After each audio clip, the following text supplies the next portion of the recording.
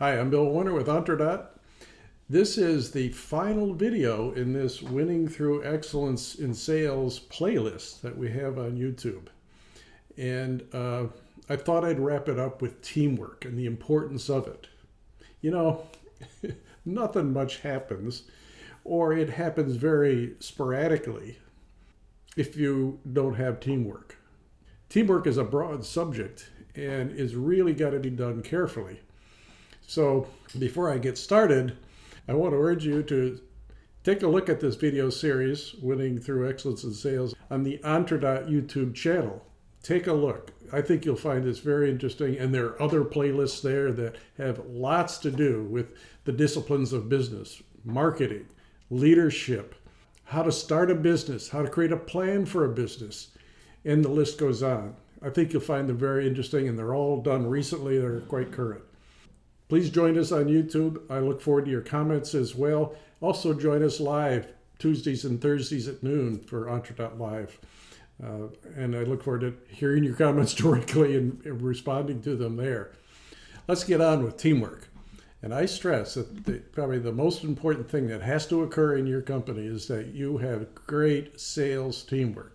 And I'm not just talking about the 1, 2, 5, 10, 15, 20 salespeople, the out front salespeople that are confronting the customer with what you have to sell. I'm talking about the extended team, everybody that has to be kind of tuned in, working with, supporting the sales team. So I want to broaden this issue of teamwork beyond the salespeople themselves, although that is incredibly important. So let's start with the foundation for teamwork. You've heard me say it before. It's trust. Trust in one another.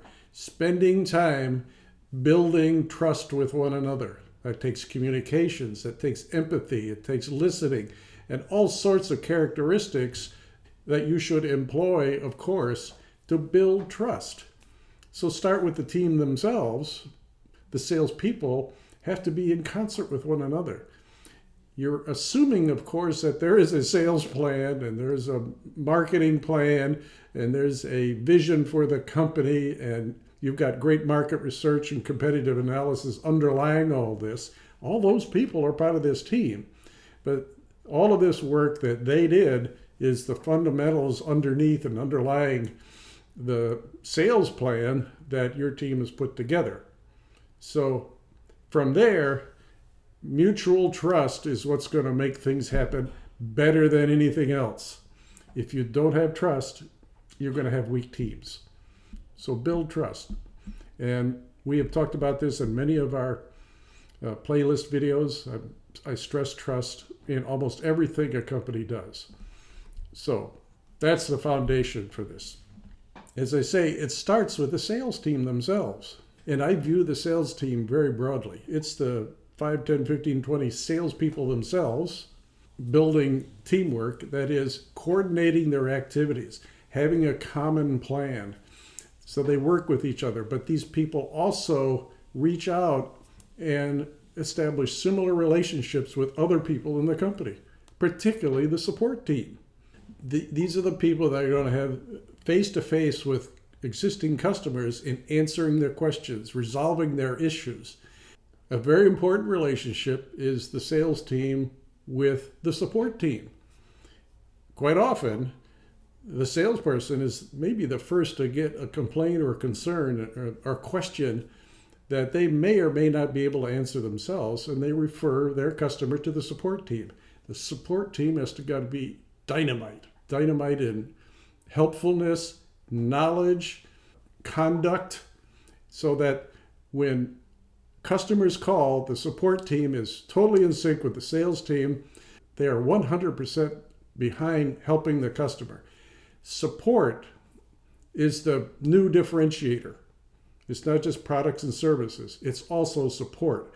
And if you do this very, very well, as I've said in other videos, you're going to be known, and you want to be known, as a company that is really good to work with. But within the company, sales and support have got to be in lockstep.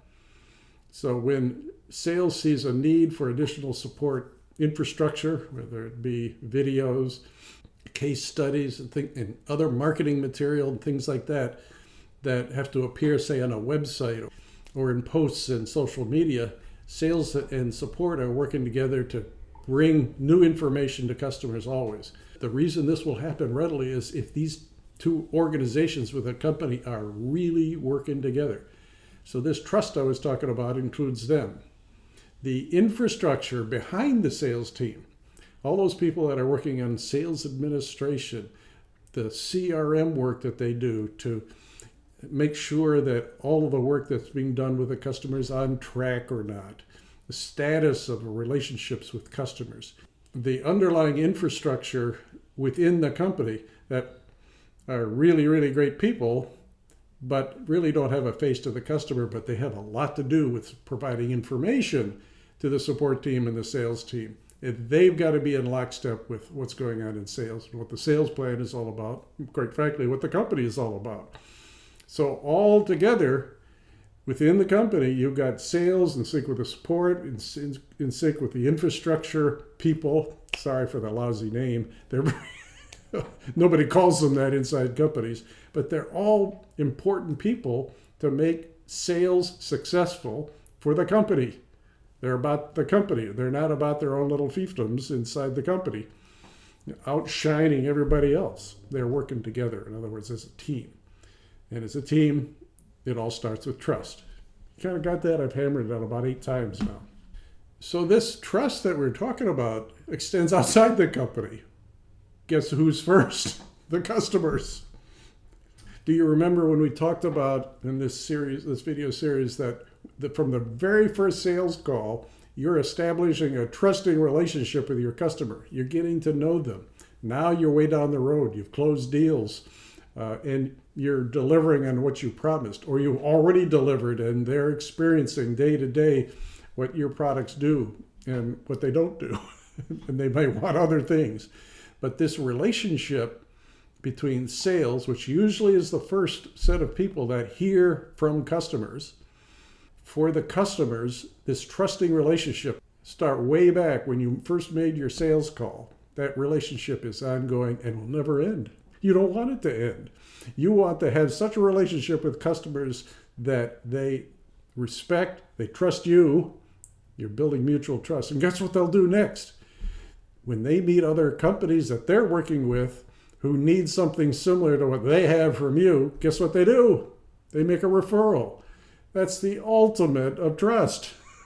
That they trust you so much that they're willing to kind of put their reputation on the line and refer you to another customer.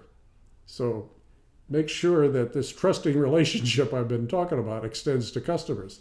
You know, though, it also extends to partners. In your sales operation and in the relationship you have with other companies in the development of your products and services, you may have partners in distribution, warehousing, fulfillment, and all sorts of things where sales can talk about these partnerships openly and know them.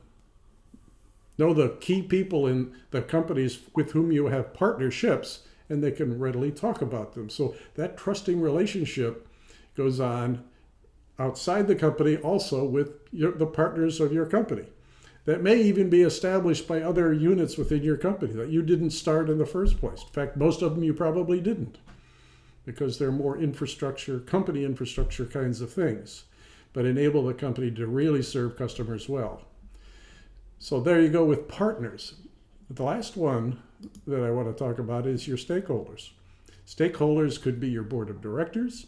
It could be your advisory team, sometimes called an advisory board, and it could be your investors. Anyone who has a vested interest in your company certainly needs to have a relationship with certainly the executives of your company, but you as the top sales team, the top sales officer perhaps of the company, you're going to be in meetings with these people, and you've got to represent the company from the sales point of view, because they're going to ask you a lot of questions about how sales is going. You walk into a board meeting, guess what the first question is you're going to get? Hey, Joe, how's sales going? I hope you're doing well. Tell me more about it. And you better be ready for that. Don't ever walk into a meeting with stakeholders without knowing the answer to a few simple questions. But you know, you're getting to know these people, and guess what? You're building trust with them too. So get on with that. So that's it for teamwork, and is the last video in this series on winning through excellence in sales. And you go to the Untra YouTube channel to hear the whole thing from beginning to end. So I look forward to seeing you there and responding to your comments. But you know, what this is all about is building and nurturing teamwork, founded in trust. Now, I've probably said that 18 times and you're tired of hearing me say it. You should never be tired of hearing people say that. Build trust, it's going to pay off big dividends. And you know, as you nurture these relationships and you get these dividends, have a great day doing it.